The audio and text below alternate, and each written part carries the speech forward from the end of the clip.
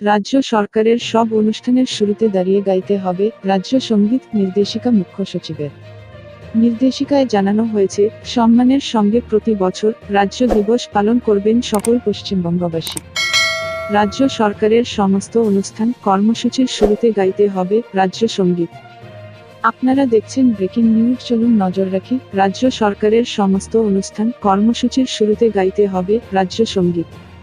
নির্দেশিকা দিয়ে জানিয়ে দিলেন রাজ্যের মুখ্য সচিব হরিকৃষ্ণ দ্বিবেদী।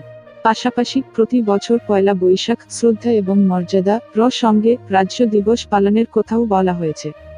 মুখ্য সচিবের নির্দেশিকায় প্রকাশ, রাজ্যের গরিমা, সংস্কৃতি, ঐতিহ্যের কথা মাথায় রেখে দীর্ঘদিন ধরেই রাজ্য দিবস এবং রাজ্য সঙ্গীত এর প্রয়োজন অনুভূত হয়েছে। পয়লা বৈশাখকে রাজ্য দিবস ঘোষণা করা হয়েছে, যাকে বলা হবে বাংলা দিবস। কবিগুরু রবীন্দ্রনাথ ঠাকুরের লেখা বাংলার মাটি